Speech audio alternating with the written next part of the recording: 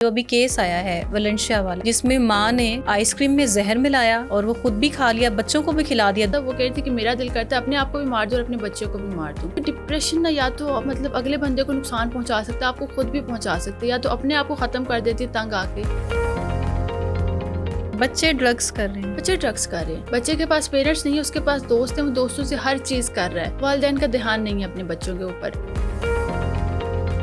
TikTokers हैं, YouTubers हैं, एक फैमिली है रजब फैमिली, एक फैमिली है एस्ट्रोलॉजी। कुछ लोग हैं अपनी बीवियों को बहुत बुरे से ट्रीट कर रहे हैं, जैसे अली हैदराबादी है। लोग ये इन्फ्लुएंस लेके कॉपी भी तो करते हैं, इस चीज को अडेप्ट भी करते हैं कि ये सारी चीजें नॉर्मल हैं। इंसान की नेचर इस तरह से है, वो कोई भी बिहेवियर देखता है ना उसको अच्छी लगती है, उसका दिल करता है मैं भी वो चीज करके देखूं, मैं भी वो करना चाह रहा हूँ। इसमें देखिए मल्टीपल जो टिकटॉकर जैसे आपने मेंशन किए, वो बहुत सारी चीजें कर रहे होते हैं, वो जस्ट फन में कर रहे होते हैं, व्यूज के लिए कर रहे होते हैं। लेकिन जो हमारे यूथ है, हमारी जो पब्लिक है, उसको बड़ा सीरियसली लेके उस चीज पे अमल कर रहे होते हैं। सोशल मीडिया पे हम देख के लोगों, बहुत सारे टिकटॉकर्स हैं आजकल, यूट्यूबर्स हैं, हमारे जो बच्चे हैं उनसे बड़ा इन्फ्लुएंस हो रहे हैं। एक इन्फ्लुएंसर फेम के लिए कुछ भी कर रहे हैं। कोई पेरेंट्स ऐसे कि मना करते हैं अपने बच्चों को, वो डिप्रेशन में, एंजाइटी में और इस तरह की चीजों की तरफ जाना शुरू हो जाते हैं।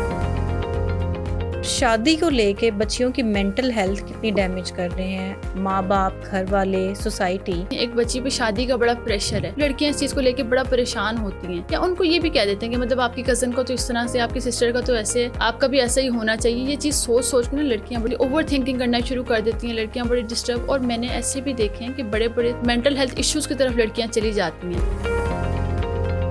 जब तक औलाद होगी नहीं तब तक जिंदगी आगे बढ़ ही नहीं। इस तरह वाली सिचुएशन की जो एंजाइटी है या स्ट्रेस है, उसको डील किस तरह से किया जाए? ये बहुत ज्यादा मैरिड कपल जो न्यूली मैरिड है, बहुत ज्यादा ये चीज फेस कर रहे होते हैं। अभी तक बेबी आपका नहीं हुआ, कब प्लान करें, मतलब जहाँ पे भी आप जा रहे हैं आपसे ये बात पूछी जा रही है। जितना ज्यादा प्रेशराइज करते हैं ना, उतना ज्यादा उनके कंसीव करने के चांसेस कम हो जाते हैं।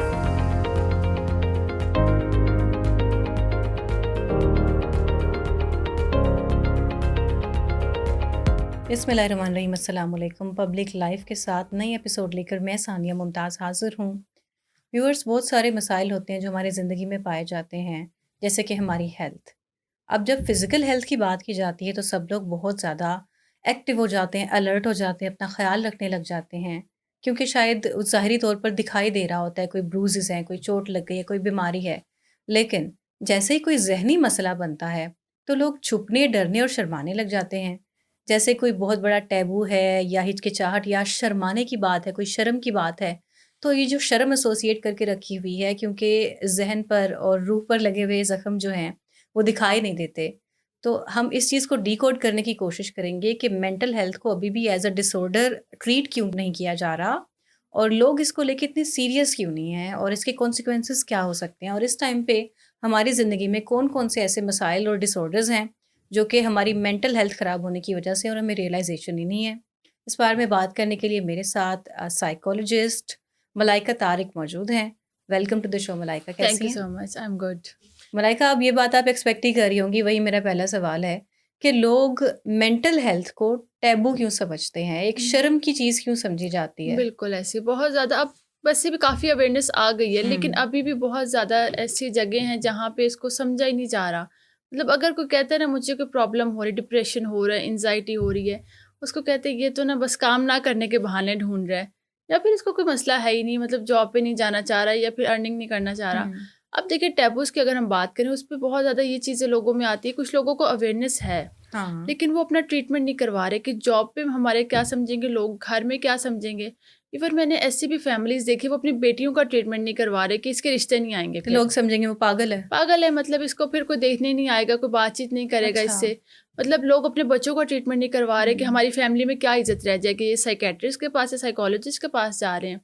अच्छा। अब इसमें हमें ये समझने की ज़रूरत है, जैसे हमें बॉडी में कहीं भी पेन होती है, कोई फीवर होता है, कोई भी प्रॉब्लम होती है, तो हम फ़ौरन से क्या करते हैं, दवाई खाते हैं। हाँ जी। तो देखिए दिमाग भी, जो हमारा माइंड है, वो भी बॉडी का एक पार्ट है ना, तो उसको भी ट्रीटमेंट की उतनी ज़रूरत है जितना अच्छा, आपकी सब कुछ बॉडी को ब्रेन है। से कनेक्टेड है, हैरत की बात है, लेकिन सबसे ज़्यादा मुझे लगता है हम लोग इसी चीज़ को फॉर ग्रांटेड ले रहे इग्नोर हैं। कर देते हैं इसी चीज़ को। मतलब ब्रेन में आपके इतने सीरियस इश्यूज होते हैं, आपके ब्रेन ने सारी बॉडी फंक्शन आपके कंट्रोल करने हैं। हाँ जी। ब्रेन में इश्यूज हैं, आपके बाकी सारे इश्यूज तो खुद ही आना शुरू हो जाएंगे। अब देखिए एक बंदे को स्ट्रेस होता है ना, टेंशन होती है, उसको शोल्डर पेन शुरू हो जाती है, सर में दर्द शुरू हो जाता है तो क्या आपकी सोच है, टेंशन है, कोई सही फिजिकली बात चीज़ है। नहीं है।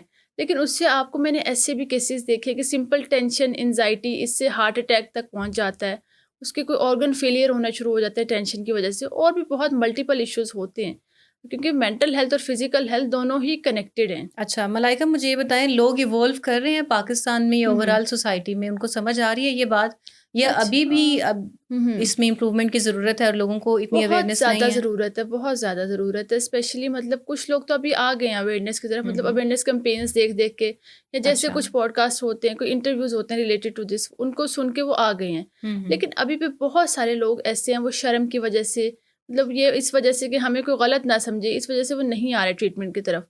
और कुछ लोग ऐसे हैं कि उनको वाकई नहीं पता कि ट्रीटमेंट करवाना चाहिए। मतलब अगर किसी को ये इशू है तो उनको नहीं पता कि हमें क्या करना चाहिए, किससे कंसल्ट करना चाहिए।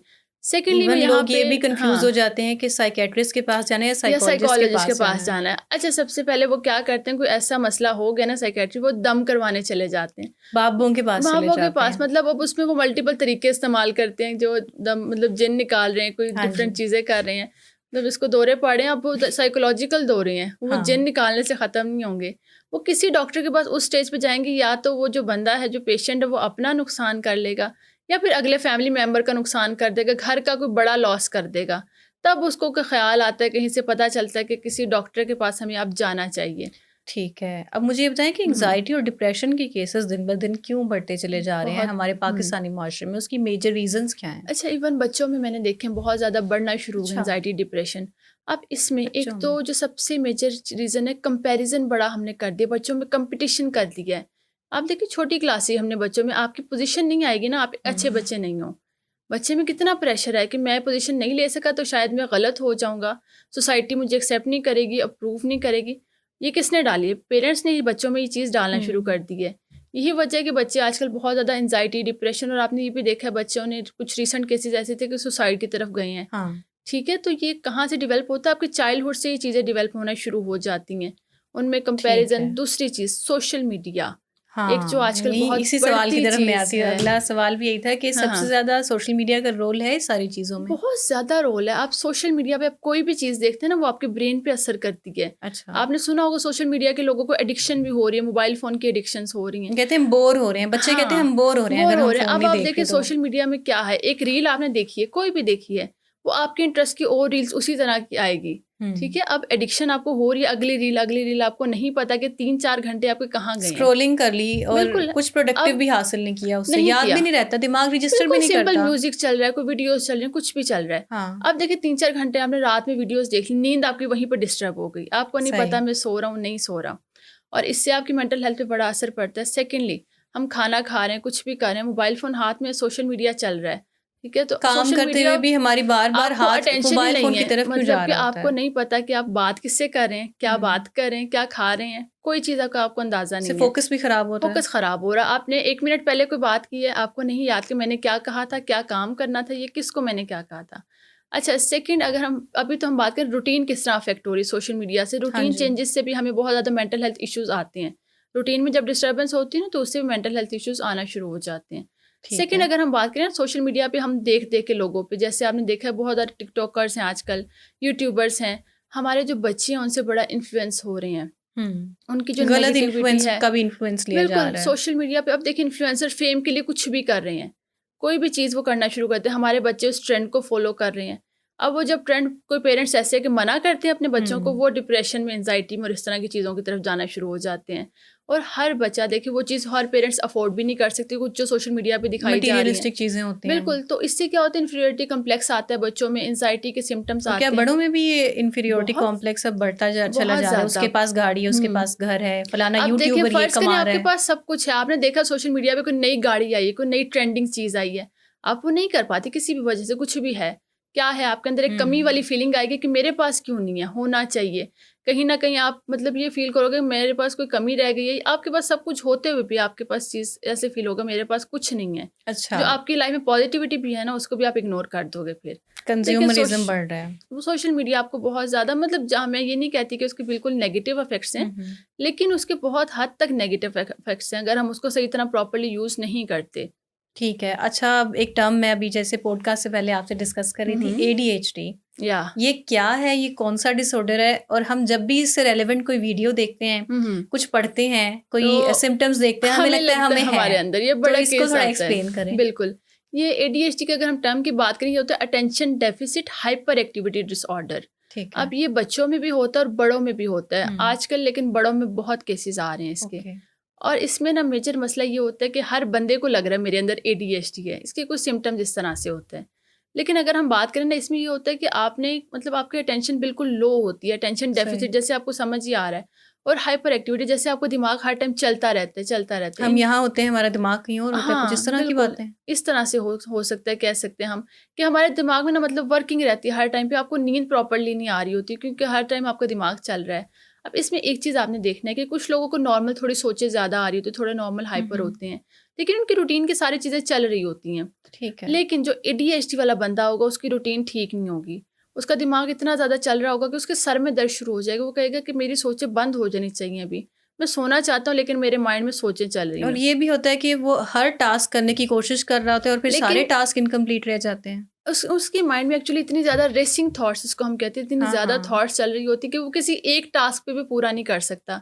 उसने एक कोई भी काम शुरू किया अटेंटिवली है, नहीं कर पाता। एग्जैक्टली उसने कोई भी अपना ऑफिस का टास्क कुछ भी शुरू किया है, वो फ़ौरन से लेफ्ट करके दूसरे टास्क में उसके माइंड में दूसरा ख्याल आएगा, तो फिर इसकी वजह घर से वो का एक भी काम आ काम जाता पूरा है। नहीं कर सकेगा। ओके। दूसरा, जब इतनी ज़्यादा सोचे हो ना, आप डिसाइड नहीं कर पा रहे होते मैंने क्या करना है, प्रायोरिटाइज तो नहीं वो, कर पाते। हाँ, तो उसमें उनके उनमें ये भी इश्यूज आते हैं कि काम भी डिले करना शुरू कर देते हैं, कभी भी अपने डेडलाइंस को अच्छा, मीट नहीं करते। तो और इसका क्योर क्या है, सोल्यूशन क्या है? मतलब हम्म, लाइफस्टाइल चेंज करना पड़ता है, नींद हाँ। पूरी करनी, क्या करना अच्छा, चाहिए? इसमें सबसे पहले आपकी लाइफ़स्टाइल चेंजेज़ आते हैं। कुछ हम्म। हम हाँ, कुछ मेडिकेशन भी होती हैं कि जी। उसमें थोड़ा-सा उनको रिकवर करने के लिए, उनके ब्रेन के केमिकल्स को बैलेंस करने के लिए। लेकिन इसमें मोस्टली हम कहते हैं कि टाइम मैनेजमेंट एक तो बड़ी ज़रूरी होती है। अपने गोल्स को शेड्यूल करना ज़रूरी होता है। सही। क्योंकि जब तक आप अपने गोल शेड्यूल नहीं ना करते, आप लोग बेहतर नहीं हो तो सकते। जैसे बच्चे डायरी लिखते हैं, हम भी डायरी लिखा करें। हाँ, नॉर्मली एडल्ट्स को इसको भी इस हम तरह अगर से करना साइकोलॉजिकल चाहिए। बात करें तो इसको हम कहते हैं एक्टिविटी शेड्यूलिंग अपनी कर लें, गोल सेटिंग कर लें, एक ओके। प्लान बना लें, जिससे आपको टाइम भी बचेगा, और जो सोच होती है ना अब नेक्स्ट क्या करना है, नेक्स्ट क्या करना है, जो चीज़ें चल रही होती है जिसकी वजह से काम हम्म। डिले हो रहा है, वो भी कम हो जाता है ज़रा इससे। ठीक है, हमें नोट्स या डायरी बनानी चाहिए और बिल्कुल उसके बनानी बाद चाहिए, हमारे या गोल फिर जो सेट आपकी करने चाहिए। इंपॉर्टेंट वर्क्स है ना उसको आप किसी जगह पे लिख लें। उसमें हम्म। देखिए कौन सा काम पहले करने वाला है, कौन सा ज़्यादा इंपॉर्टेंट है, जिसकी डेडलाइन पहले है, आप उसको टॉप पे लिखें, देन आप उसको प्रायोरिटाइज करें, काम सही। को लिस्ट उस तरह से बनाएं। ठीक हो गया, गॉट इट। अच्छा, मुझे ये बताएं, कुछ लोग सिर्फ उदास होते हैं, हम्म। मतलब they are just deeply saddened और उनको लगता है कि ये उदासी नहीं मैं है, डिप्रेशन है। तो डिप्रेशन हम है। लोग कैसे डिफरेंशिएट करें सैडनेस और डिप्रेशन में, या फिर स्ट्रेस और एंग्जाइटी में? क्योंकि लोग कहते हैं हम एंग्शियस हैं, असल में वो सिर्फ परेशान होते हैं, स्ट्रेस्ड होते हैं, उनको लगता है हमें एंग्जाइटी हो गई है, हम एंग्जाइटी अच्छा, एंग्जाइटी की इस पिल्स भी लेके खा लेते हैं। हाँ, इस चीज़ को समझने की बड़ी ज़रूरत है। आजकल लोग आके कहते हैं मुझे बड़ा डिप्रेशन हो रहा है, लेकिन उनको ये भी नहीं पता डिप्रेशन है क्या। अब एक नॉर्मल सैडनेस है, आपको सैडनेस हर बंदे को हो जाती है, उसकी लाइफ का पार्ट है। कोई हम्म। सैड इवेंट हो गया, कुछ भी हो गया, आपको सैडनेस हो गई। हाँ जी। ठीक है, अब डिप्रेशन की अगर हम बात करें, वो एक प्रॉपर डिसऑर्डर है, एक प्रॉपर इशू है, जिसमें कुछ 2 वीक्स तक ना आपकी रूटीन में डिस्टर्बेंस आती है, आपको नींद बिल्कुल नहीं आती, हम्म। भूख नहीं लग रही होती, आपके वेट लॉस होना शुरू हो जाता है। अच्छा। सैडनेस में कभी भी ये चीज़ नहीं होती कि आपका वेट लॉस सडन होना शुरू हो जाता है। डिप्रेशन में आपको सुसाइडल थॉट्स आती हैं बहुत ज़्यादा, और एक नॉर्मल सैडनेस में आपको सुसाइडल थॉट्स इतनी आती हैं, मतलब बहुत रेयर केसेस में।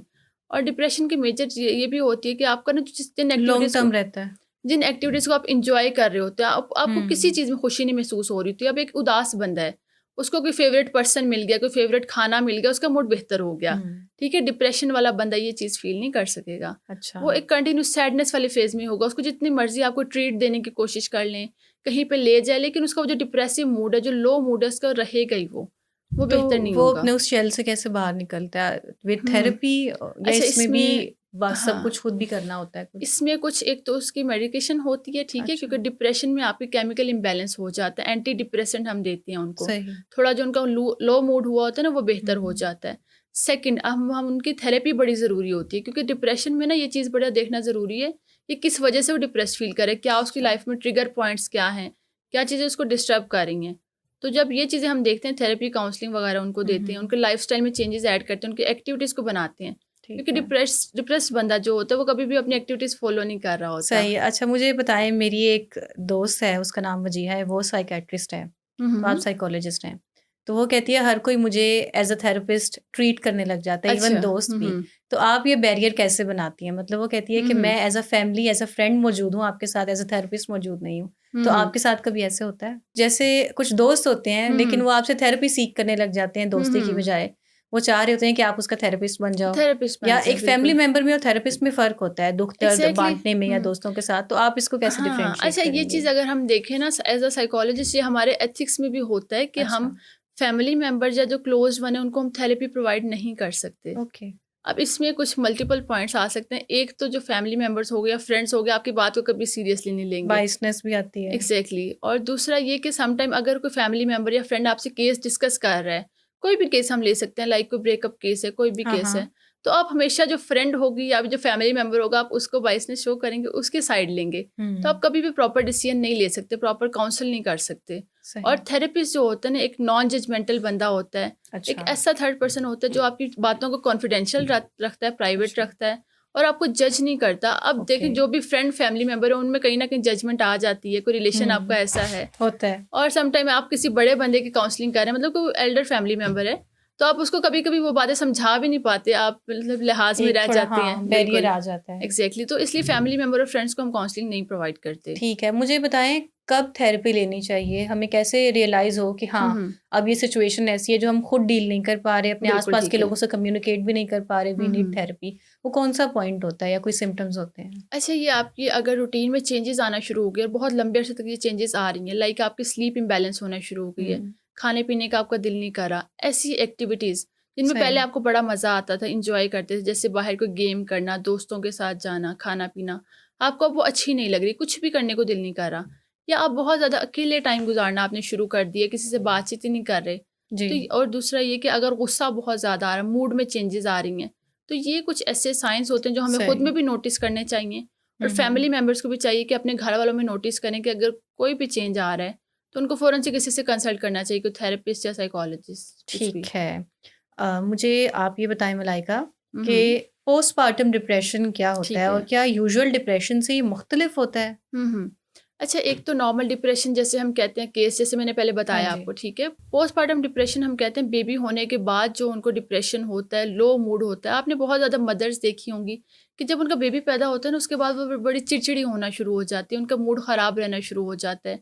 अब वो मल्टीपल फैक्टर्स की वजह से होता है। जब बेबी होता है उसके बाद उनके हार्मोन्स वगैरह चेंज होते हैं, हुँ, हुँ। तो जिसकी वजह से दिमाग के हार्मोन भी थोड़े से चेंज होते हैं, स्ट्रेस लेवल थोड़ा उनका बढ़ जाता है। ऑब्वियसली इस तरह से है कि स्लीप उनकी डिस्टर्ब हो जाती है, रूटीन्स थोड़ी चेंज होती हैं आफ्टर बेबी। तो जी, ये जी। होता है कि उनके अंदर डिप्रेशन की फीलिंग्स आना शुरू हो जाती हैं। तो क्या ये और सब ये मदर्स को होता है या नहीं, किसी में देखिए अब इंटेंसिटी ज़्यादा होगी, आप किसी में देखिए ना, कम हर होगी? बंदे का सपोर्ट सिस्टम भी डिफरेंट है। अब एक मदर है, उसने अकेले सारा कुछ हैंडल करना है, घर भी देखना है, वो जॉब भी कर रही है सपोज, या हुँ। जॉब नहीं भी कर रही, मतलब अकेले अपने बेबी को भी देखना है, ओवरऑल फैमिली को भी देखना है, तो आप बहुत ज़्यादा डिप्रेस हो जाते हैं। अब उसका एक बंदा है, उसका सपोर्ट सिस्टम बहुत अच्छा है, मतलब मदर उसके पास है या उसके इन लॉज उसके पास है, या बहुत हस्बैंड सपोर्ट पास कर है? रहे हैं, तो उसको ये चीज़ नहीं फील होगी। दूसरा, हर बंदे के लाइफ चैलेंजेस बड़े डिफरेंट होते हैं। हुँ, हुँ। प्रेगनेंसी बड़ी कॉम्प्लिकेटेड रही है या बहुत ज़्यादा वीक है बंदा, उसको ये चीज़ फील करनी पड़ जाती है। और ये इतना ज़्यादा खतरनाक होता है, मैंने ऐसे भी केसेस देखे हैं कि माएँ अपने बच्चों तक की जान ले लेती है पोस्टपार्टम डिप्रेशन में। अपने पैदा की हुई औलाद की जान लेने पे एग्जैक्टली, आ क्योंकि जाती है। डिप्रेशन ना या तो मतलब अगले बंदे को नुकसान पहुंचा सकता है, आपको खुद भी पहुंचा सकते हैं, या तो अपने आप को ख़त्म कर देती है तंग आके। और ये रिसेंटली मैंने एक केस देखा था, वो कह रही थी कि मेरा दिल करता है अपने आप को भी मार दूं और अपने बच्चों को भी मार दूं, मैं लेकिन तंग आ गई ये हूँ अपनी क्या लाइफ से। एक्सट्रीम होती है? मतलब वो ज़िंदगी से ये ही तंग आ देखिए ना, जाती हैं अब वो? या ब्रेन उन क्या वो है। सीज़नल डिप्रेशन है उनका लेकिन उनको नहीं, समझ नहीं। नहीं आ रही? मतलब देखें, ये होता है कि जब आपके हार्मोन्स चेंज होते हैं ना, ब्रेन हाँ जी। केमिकल्स होते हैं, कुछ न्यूरोट्रांसमीटर्स, आपने सुना होगा, इसको हम डोपामिन या सेरोटोनिन कहते हैं। हुँ। ठीक है? तो वो जब इम्बैलेंस हो जाते हैं, वो कम या ज़्यादा हो जाते हैं, उसकी वजह से ये आपको डिप्रेशन आना शुरू हो ओके। जाता है। अब एक देखिए, हम सिंपल सी एग्ज़ाम्पल लेते हैं। आपका ब्लड प्रेशर है, आपका ब्लड प्रेशर हाई होगा तब भी आपको प्रॉब्लम आएगी, लो होगा तब भी प्रॉब्लम आती है और बहुत सीवियर लेवल तक प्रॉब्लम्स हुँ। आती हैं।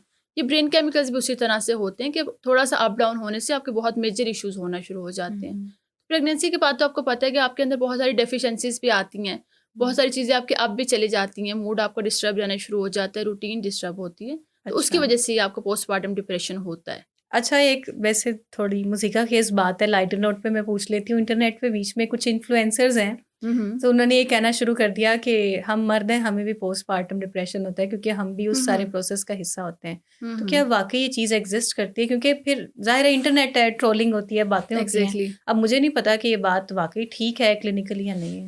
नहीं, नहीं? देखिए, जो पोस्टपार्टम टर्म है ये स्पेसिफिकली है ही फीमेल के लिए।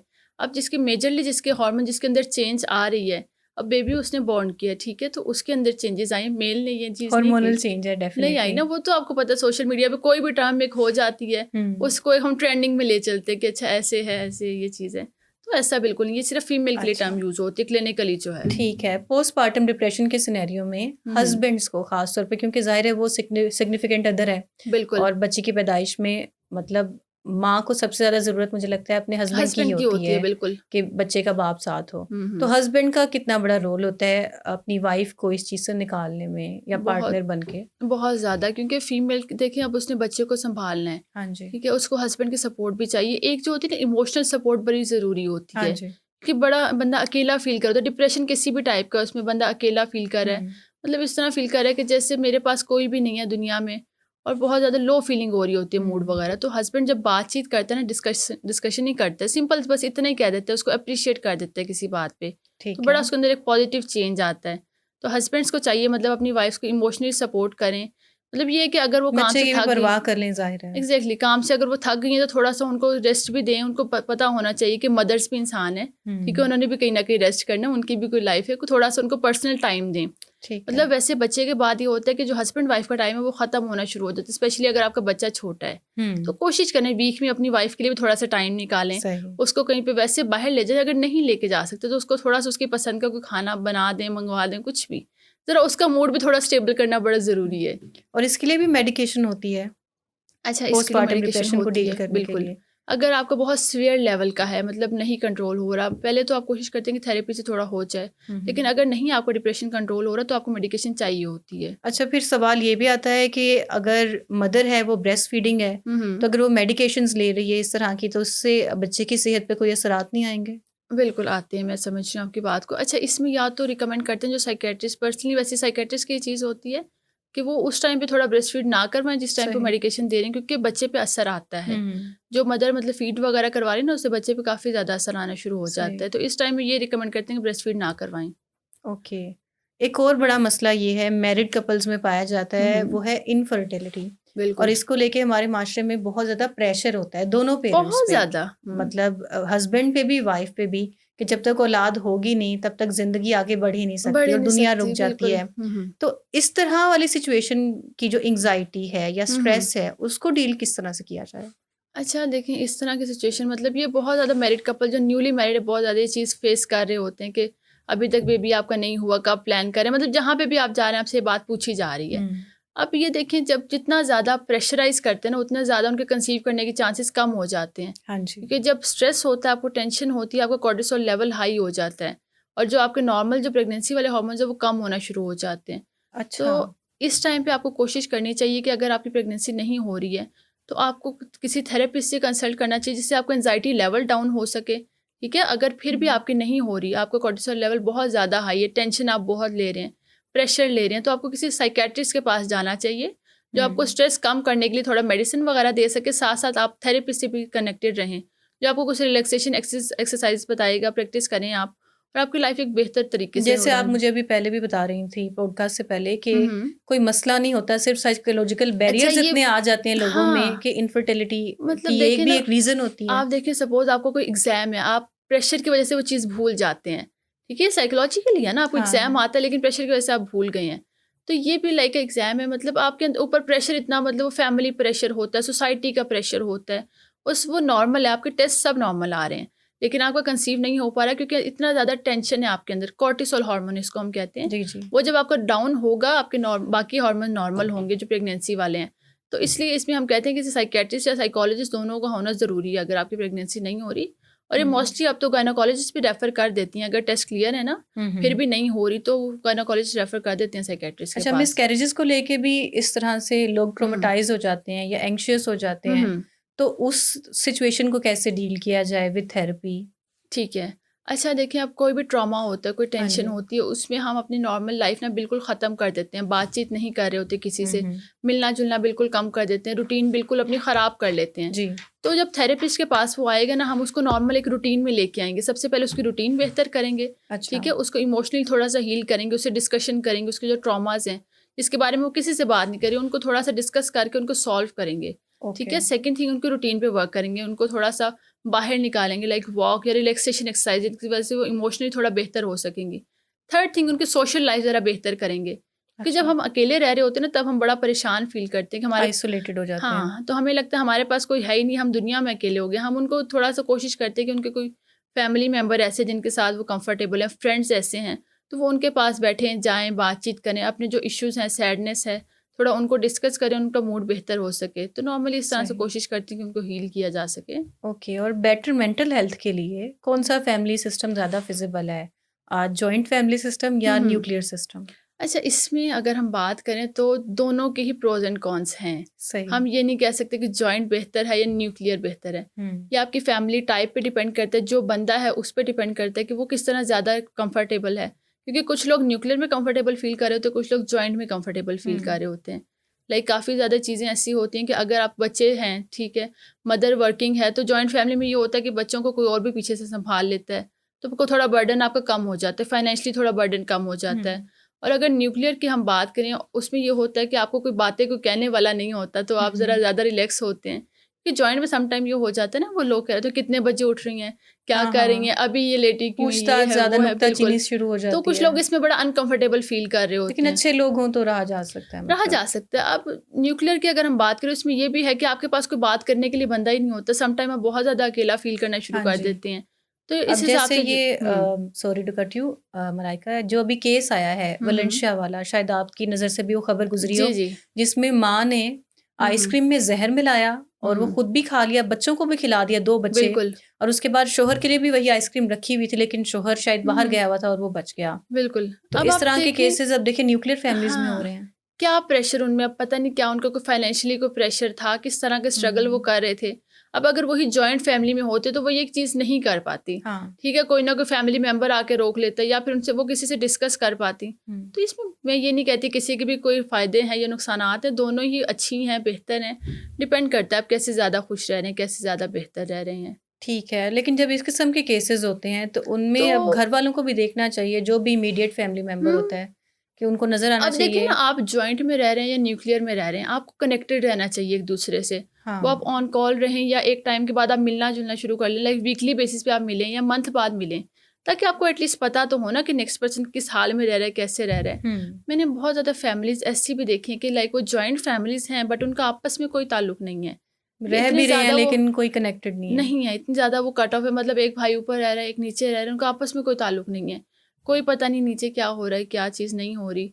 और कुछ लोग न्यूक्लियर में रह के भी बड़ा कनेक्टेड रहते हैं, तो कनेक्शन सही। मैटर करता है आपका। ओके, अब मुझे ये बताएँ कि सोशल मीडिया का कितना बड़ा रोल है इस चीज़ को प्रमोट करने में, कि जॉइंट फैमिली सिस्टम होना चाहिए या न्यूक्लियर? जैसे हमारे कुछ टिकटॉकर्स हैं, यूट्यूबर्स हैं, हम्म एक फैमिली है रजब फैमिली, एक हम्म, फैमिली है सिस्ट्रोलॉजी, और बिल्कुल। लोग देखते हैं उनकी ज़िंदगियों से इतना इन्फ्लुएंस होते हैं, वो कहते हैं कि हाँ, ऐसे ही होना चाहिए, हम्म ऐसे नहीं होना चाहिए। अब कुछ लोग हैं अपनी बीवियों को बहुत बुरे से ट्रीट कर रहे हैं, जैसे अली हैदराबादी है, हम्म, उसने वीडियो बनाई और अपनी बेगम को तलाक दी और बाद में कहा कि बाहर के लोगों का इस चीज़ से कोई लेना देना नहीं है। कंसर्न नहीं तो है। लोग ये इन्फ्लुएंस लेके कॉपी भी तो करते हैं, इस चीज़ को अडैप्ट भी करते हैं कि ये सारी चीज़ें हाँ, नॉर्मल हैं। बीवी को अच्छा, डिग्रेड करना सबके सामने और अच्छा, इस तरह से। इंसान की नेचर इस तरह से है, वो कोई भी बिहेवियर देखता है ना, उसको अच्छी हुँ। लगती है। उसका दिल करता है मैं भी वो चीज़ करके देखूँ, मैं भी वो करना चाह रहा हूँ। उसने किया अब मैं भी करूँ। बिल्कुल ठीक है। अब इसमें देखिए मल्टीपल जो टिकटॉकर जैसे आपने मेंशन किए, वो बहुत सारी चीज़ें कर रहे होते हैं। वो हाँ जस्ट जी। फन में कर रहे होते हैं, व्यूज़ के लिए कर रहे होते हैं। लेकिन जो हमारे यूथ है, हमारी जो पब्लिक है, उसको बड़ा सीरियसली लेके उस चीज़ पे अमल कर रहे होते हैं। हुँ। वो प्रैंक्स कर रहे हैं एक दूसरे के साथ, हम अपनी फैमिलीज़ पे प्रैंक्स करना शुरू कर देते हैं। तो ये चीज़ सोशल मीडिया ने बड़ा डिस्टर्ब किया है हमारी इस चीज़ को, स्पेशली जो अब जो दिखाई जा रही हैं सोशल मीडिया पे चीज़ें, ये बहुत ज़्यादा मतलब अनएथिकल भी हैं कुछ चीज़ें, हुँ। और मतलब मॉरली भी ठीक नहीं है चीज़ें, और हमारी जो आने वाली जनरेशन है उसको ख़राब कर रही हैं ये, वैसे ये कहना चाहती हूँ मैं। ठीक है, और शादी को लेके बच्चियों की मेंटल हेल्थ कितनी डैमेज कर रहे हैं माँ-बाप, घर वाले, सोसाइटी, जो हुँ, एक सर्टेन प्रेशर डाली रखते हैं बेटियों पे कि अब तुम हुँ, 20 से ऊपर की होगी तो तुम्हारी शादी शादी हो कर लेनी जानी चाहिए। चाहिए। और फिर वो ज़िंदगी में कोप नहीं कर पा रही होती हैं, उनका जो अपना कॉन्फिडेंस है वो भी डाउन हो जाता है। उनको लगता है कि अच्छा, हाँ, हाँ, यही एक बेंचमार्क है, मैंने अचीव नहीं किया तो मैं कुछ नहीं हूँ, मेरी कोई अच्छा, आइडेंटिटी ही नहीं है। हाँ, अब इसमें ना मल्टीपल इश्यूज़ लिंक करते हैं। अच्छा। सबसे पहले तो अगर हम देखें, एक बच्ची पे शादी का बड़ा प्रेशर है, उसको स्टडी का भी बड़ा प्रेशर रहेगा, अगर मैं पास ना हो सकी तो मेरी शादी हो जाएगी, हुँ। ठीक है? जॉब अगर नहीं मिली तो मेरी फ़ौरन से शादी कर देंगे। दूसरा, हाँ, आजकल जो देखा है आपने कि शादी के बड़े क्राइटेरिया बनाए जाते हैं, ऐसा लड़का होना चाहिए, ऐसा होना चाहिए। लड़कियाँ इस चीज़ को लेके बड़ा परेशान होती हैं, या उनको ये भी कह देते हैं कि मतलब आपकी कज़न को तो इस तरह से, आपकी सिस्टर का तो ऐसे है, आपका भी ऐसा ही होना चाहिए। ये चीज़ सोच सोच के ना लड़कियां बड़ी लो स्टैंडर्ड बना देते हैं उनको। एग्जैक्टली ओवर थिंकिंग करना शुरू कर देती हैं लड़कियां, बड़ी डिस्टर्ब। और मैंने ऐसे भी देखे हैं कि बड़े बड़े मेंटल हेल्थ इश्यूज की तरफ लड़कियां चली जाती हैं। अच्छा, एक तो ये चीज़ है। सेकंड थिंग अगर हम बात करें कि लड़कियों के माइंड में डाला जाता है ना, आपके पर्पज ही शादी है, ठीक है, या आपने करनी ही शादी है।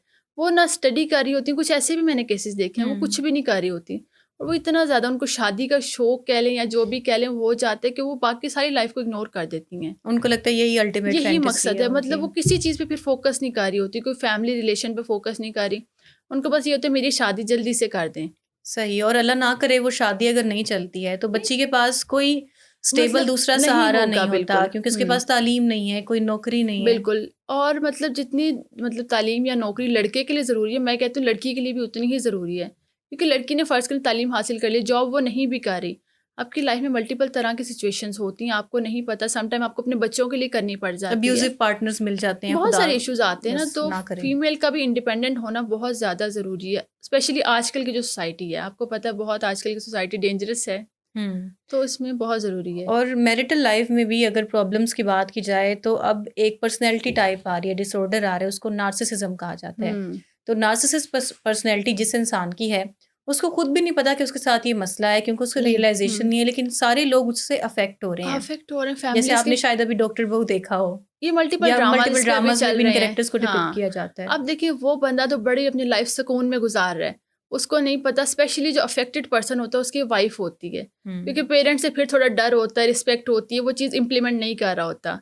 जो वाइफ होती है उसने सारा टाइम रहना भी साथ है, उसने हर चीज़ बियर करनी है। और अब्यूसिव पार्टनर या मतलब हम कह रहे हैं नार्सिसिस्ट पार्टनर जो होता है, बड़ा मुश्किल होता है उसके साथ रहना। एक ऐसा पार्टनर मतलब जो सिर्फ अपनी उस पर बिलीव करता है, अपनी जिसको लगता है बात को, वही ठीक है। अपनी बात को वैल्यू देता है ना, उसको यही लगता है हर टाइम कि मैं ही ठीक हूँ। अगला बंदा जो भी कहेगा मैंने उसको डीवैल्यू करना, उसकी बात मैंने माननी नहीं है कभी, चाहे वो कोई सही बात भी कह रहा है, आपको पता होगा वो सही कह रहा है, लेकिन आप उसको इग्नोर करेंगे अपनी ईगो में या किसी भी तरह से। तो जो नार्सिसिस्ट पर्सन है ये फैमिलीज तबाह कर देता है, मतलब फैमिलीज ख़त्म कर देता है। ये अपने बच्चों को भी नहीं देखता, अपनी वाइफ को भी नहीं देखता, मतलब जो भी है ये इग्नोर करता है। पेरेंट्स की भी इतनी कोई खास वैल्यू नहीं होती इसकी। तो ऐसे लोगों को रियलाइज़ होता है कि उनके साथ ये डिसऑर्डर और मसला है, या इनको रियलाइज़ करवाया जा सकता है किसी तरीके से? बहुत वैसे मुश्किल काम है इनको रियलाइज़ करवाना। सबसे पहले देखिए रियलाइज़ उसको करवाया जाता है जो थोड़ा-सा मानना चाह अवेयर रहा हो। हो, चीज़ों को अवेयर एक्सेप्ट कर रहा हो, ठीक है। अब ये बंदे जो होते हैं ये अपने अलावा वैसे ही किसी को ठीक नहीं मानते, तो इनको कोई ट्रीटमेंट की तरफ भी नहीं लेके आता। सही। ये होता है कि कोई सदमा उनकी लाइफ में ऐसा हो गया, कुछ भी हो गया, उसके बाद वो थोड़ा बेहतर हो जाते हैं, नहीं तो उनका बड़े मुश्किल से ट्रीटमेंट होना इनका बड़ा मुश्किल है। और इससे जो दूसरे लोग भी सफ़र हो रहे होते हैं, तो वो लोग इन लोगों के साथ डील कैसे करें? मतलब वो तो फिर सारी ज़िंदगी सफ़र हो रहे होते हैं। जिस तरह से बिल्कुल। आपने कहा कि इमीडिएट पार्टनर जैसे कि वाइफ़ होती है, वो हुँ। सबसे ज़्यादा मुतासर होती है। अच्छा, इसमें अब उनको यही कहा जाता है कि लाइक कुछ उनको बाउंड्रीज उनके सेट करवाई जाती है कि आप उनसे कम्युनिकेशन एक लिमिट कर दें। जी। ठीक है, ये बड़ा मुश्किल चीज़ होती है कि एक अब्यूसिव पार्टनर के साथ, नार्सिसिस्ट पार्टनर्स के साथ आप रह रहे हैं, ठीक है, और उनकी जो बातें उन पे आप रिएक्ट ना करें। आप अपने आप को थोड़ा लिमिट कर लें, उनसे दूर कर लें, सेपरेट कर लें, एक जितना रिलेशन है बस उतना रखें, ज़्यादा कोई उनसे बातचीत ना करें। अटैचमेंट ना हो। हाँ, क्योंकि जितना ज़्यादा आप उनसे अटैच होंगे उतना ज़्यादा आप हर्ट फील करेंगे, आप लॉनली फील करेंगे। ठीक है, अब हम आ जाते हैं पेरेंटिंग की तरफ। मुझे बताएँ कि गुड पेरेंटिंग को आप कैसे डिफ़ाइन करेंगी? आजकल ये एक बड़ी बात चल रही है जेंटल पेरेंटिंग की, कि प्यार से बच्चों को रखना है और डाँटना बिल्कुल। नहीं है, गुस्सा नहीं करना, मारना नहीं है। तो क्या सिर्फ़ जेंटल पेरेंटिंग ही गुड पेरेंटिंग है? नहीं, जेंटल पेरेंटिंग ये गुड पेरेंटिंग मतलब होती भी है लेकिन नहीं होती, क्योंकि ओके। देखिए बच्चे को सही गलत बताना बहुत ज़रूरी है। सख्ती अब करनी पड़ती है। हाँ, अब सख्ती करने का आपका अंदाज देखिए डिफरेंट होना चाहिए। मतलब आप बच्चे को सबके सामने लेके जाके मार रहे हैं, बच्चे को टॉन्ट कर रहे हैं, वो ऑब्वियसली गलत चीज़ है, या बच्चों को कंपेयर कर रहे हैं, वो भी गलत चीज़ है। हाँ। आपके बच्चे ने गलती कर दी है, उसको एटलीस्ट सुने कि गलती की क्यों है, क्योंकि कभी कभार ना बच्चा गलती एक दफ़ा तो मतलब वैसे उससे हो जाती है, बाद में वो जानबूझ के गलतियाँ करना शुरू कर देता है कि मैं भी दिखाता हूँ क्या कर लेंगे अब। तो बच्चे को अगर आपने समझाना है तो कोशिश करें अकेले में बैठ के समझाएं, ठीक है, उससे डिस्कस करें, बातों को, मामलात को डिस्कस करें। सेकेंडली अगर पेरेंटिंग के हवाले से मैं पहले भी एक चीज़ करती हूँ कि बच्चों को ना समझना, अगर आपने है ना बच्चों की लाइफस्टाइल को समझना, बच्चों की हैबिट्स को समझना, उनसे कम्युनिकेट करना शुरू कर दें। वो क्योंकि हम बातें छुपाते हैं, झूठ बोलने लग जाते हैं डर एग्जैक्टली से। बच्चे, क्योंकि ना सम टाइम बच्चों के साथ पेरेंट्स की कम्युनिकेशन होती नहीं है, उनको पता ही नहीं होता कि हमारे पेरेंट्स हमें समझेंगे या नहीं समझेंगे। मेरे पास बहुत सारे केसेस भी ऐसे आते हैं, तो मैं कहती हूँ आपने ये बात अपने पेरेंट्स से डिस्कस की है? वो कहते नहीं, मुझे लगता है वो मुझे समझेंगे नहीं। मैंने कहा आप अच्छा। एटलीस्ट डिस्कस करके तो देखें। एडल्ट्स होते हैं, छोटे बच्चे ही होते हैं सारे ये जो ऐसी नहीं, बात कर रहे टीनेजर्स होते हैं? होते हैं, लाइक इवन बच्चे ही? 25-26 साल के बच्चे भी होते हैं, लाइक मतलब यंग भी होते हैं। वो इस पेरेंट्स से लेवल इतना पे आके डिस्टेंस भी होता है, इतना बड़े ज़्यादा, होके भी और बचपन में भी होता है। बिल्कुल ऐसे इतना ज़्यादा डरे होते हैं कि अपना कोई प्रॉपर बात शेयर ही नहीं कर रहे होते। इवन अगर मैं ले लूँ एक एग्जांपल, मतलब रिसेंट कुछ केस आया था, ब्रेकअप केस था वो, अच्छा। और वो काफ़ी ज़्यादा, एक फीमेल थी, बहुत डिस्टर्ब थी इस चीज़ से। मैंने कहा आप एटलीस्ट अपनी मदर से डिस्कस करिए ये चीज़, वो आपको कोई अच्छा सजेशन दे सकती हैं। कहती मैं ये चीज़ नहीं डिस्कस कर सकती कि मुझे लगता है वो मुझे डांटेंगी या कुछ गलत हो जाएगा फिर। मैंने कहा आप करके तो देखें, बट नेक्स्ट डे उन्होंने डिस्कस किया एंड एवरीथिंग फाइन, सब अच्छा हो गया। लेकिन उसको वो पता ही नहीं सेफ था, स्पेस उनकी पेरेंट्स से उनको पता ही नहीं है शायद। बिल्कुल उनको पता ही नहीं था कि मैंने पेरेंट्स से डिस्कस करूंगी और मसला मेरा हल हो जाएगा। ये पेरेंट्स ने ही कॉन्फिडेंस अपने बच्चों के अंदर डेवलप करना है कि हम हैं आपके लिए और आप हमसे हर बात कर सकते हैं। कि देखिए सोसाइटी में बच्चे रह रहे हैं और आजकल जैसी सोसाइटी में रह रहे हैं, हाँ जी। मतलब सोशल मीडिया है, हर चीज़ है, बड़ी एक्सेस है बच्चों के पास, उनको हर चीज़ का नॉलेज भी होता है। हाँ जी। अब नॉलेज कुछ सही तरीके से आता है, कुछ गलत नॉलेज भी आ जाता है दोस्तों से या डिफरेंट चीज़ों की बात कर रही हूँ। तो पेरेंट्स का समझाना बड़ा ज़रूरी है कि हम आपके दोस्त हैं, कोई मसला होता है, कोई चीज़, कोई बात कहता है तो आपने हमें बताना है पहले आके। अपने बच्चों से डेली बेसिस पे थोड़ी सी कन्वर्सेशन करें, रात सही। के टाइम में थोड़ा सा टाइम अपने बच्चों के लिए निकालें, मतलब हाफ आवर 1 आवर, जिसमें आप अपने बच्चे से डेली लाइफ की या रूटीन की चीज़ें पूछ सकें, कुछ क्वेश्चन उनसे कर सकें, जिससे आपको पता चल सके कि अभी वो क्या कर रहा है, क्योंकि बच्चा कभी उनके डायरेक्ट दिमाग में क्या चल रहा है।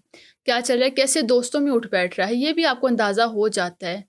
और मेरे ठीक है। पास ना बड़े ड्रग केसेस भी आते हैं, अच्छा। उसमें देखिए ये चीज़ होती है कि बच्चे के पास पेरेंट्स नहीं है, बच्चे ड्रग्स कर रहे हैं। बच्चे ड्रग्स कर रहे हैं, बच्चे के पास पेरेंट्स नहीं है, उसके पास दोस्त हैं, वो दोस्तों से हर चीज़ कर रहा है, वालिदैन का ध्यान नहीं है अपने बच्चों के ऊपर, उनको पता ही नहीं है। नहीं चल रहा, बच्चे देर से आ रहे हैं, उठ रहे हैं, जो मर्जी कर रहे हैं, तो बच्चे इतने ज़्यादा दूर होना शुरू हो जाते हैं अपने पेरेंट्स से कि दोस्तों में सारा कुछ रहते हैं। आप दोस्त देखें, कुछ हर दोस्त अच्छा नहीं होता, दोस्त उनको नेगेटिव चीज़ों की तरफ भी लेके जाते हैं। और देखें अगर पेरेंट्स ध्यान नहीं देते तो मैंने ऐसे केसेस भी देखे हैं कि बच्चे जो है मेंटल हेल्थ इश्यूज़ की तरफ चले जाते हैं, अच्छा। अकेलेपन में, तन्हाई में, मतलब वो सुसाइड तक जाते हैं, मैंने केसेस देखे हैं। तो अगर हम गुड पेरेंटिंग की बात करें तो इसमें कम्युनिकेशन बड़ी ज़रूरी है।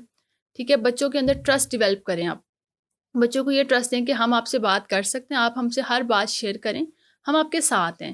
ठीक है, दूसरा ये कि रिस्पेक्ट बच्चों को सिखाएं। तो ये बहुत सारी चीज़ें मैटर करती हैं गुड पेरेंटिंग में। बच्चों को कभी भी सबके सामने इंसल्ट ना करें, उनको अकेले में समझाएं बात। ठीक है, ठीक अगर है। कोई मिस्टेक हो भी जाती है फ़ौरन से आप उस पर रिएक्ट शो ना करें, क्योंकि नेक्स्ट टाइम बच्चा ना वो चीज़ छुपाना शुरू कर देगा।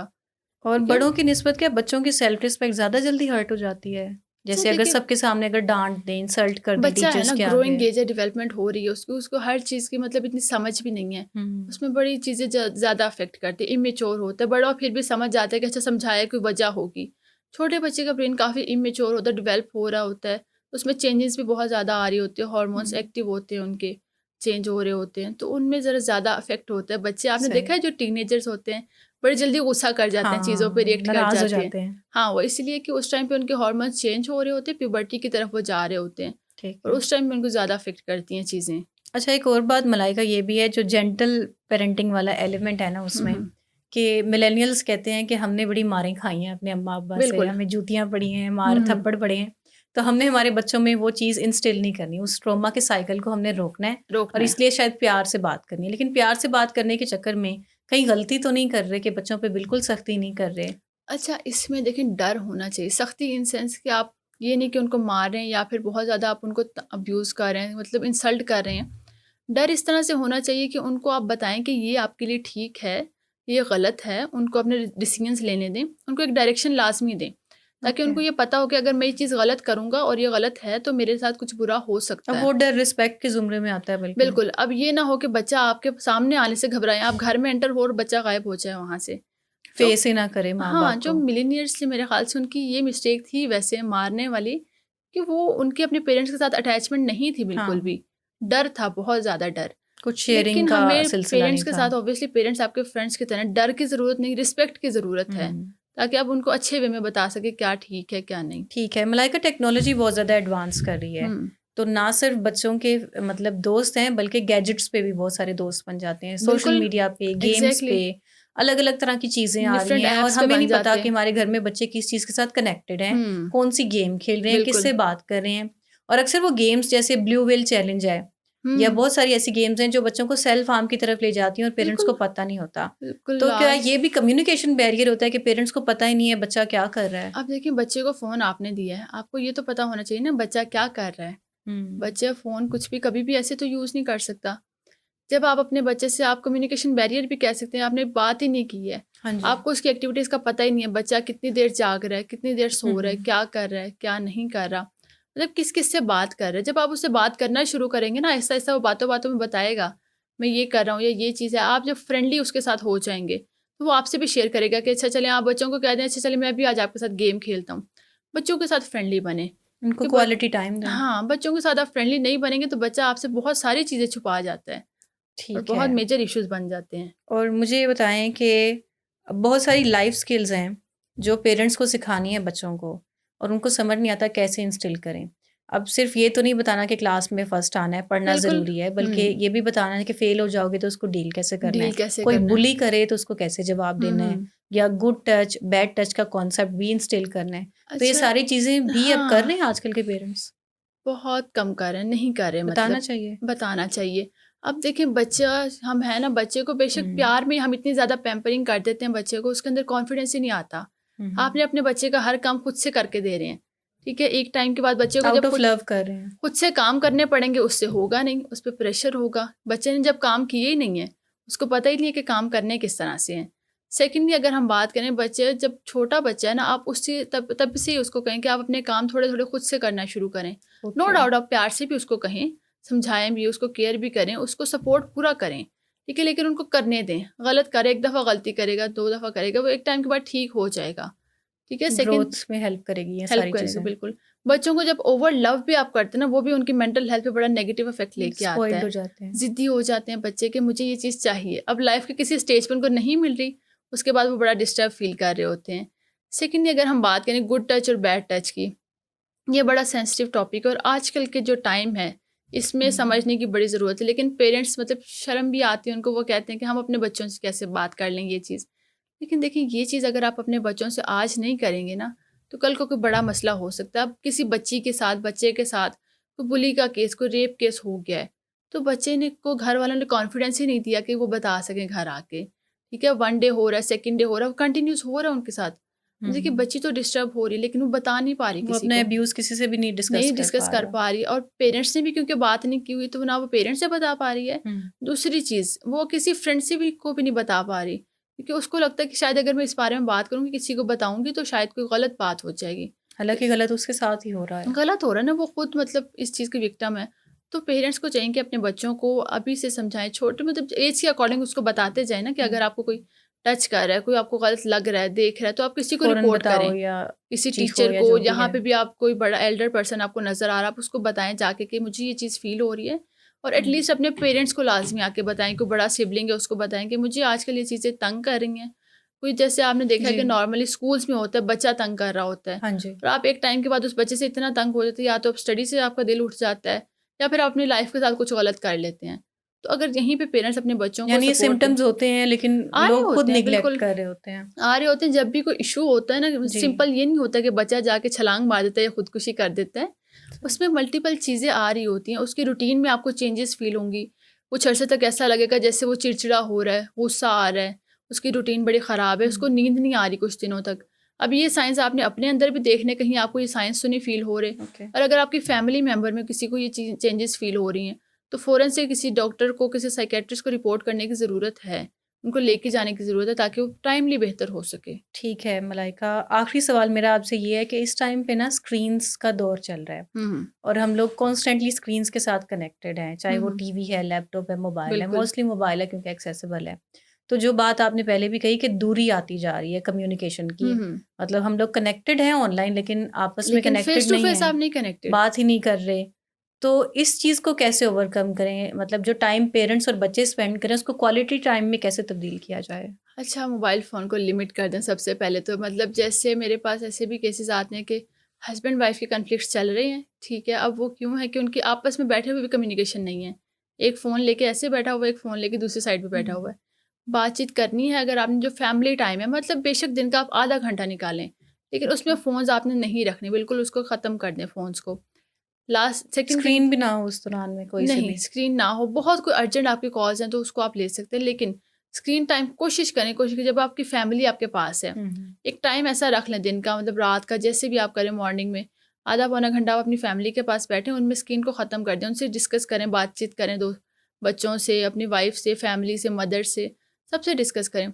और सेकंड थिंग ये कि आप वीकली बेसिस पे कुछ इस तरह से रखें कि एक दिन आप इस तरह रखें कि आपका मोबाइल आप थोड़ा टाइम ऑफ रखेंगे। ऑफ इन सेंस कि आप फैमिली के साथ टाइम गुजार रहे हैं, कोई अच्छा क्वालिटी टाइम गुजार रहे हैं, फैमिली के साथ आप सिंपल एक वॉक पे चले गए हैं, हुँ। तो ये बड़ा अच्छा आपके अंदर पॉजिटिव चेंज लेके आता है।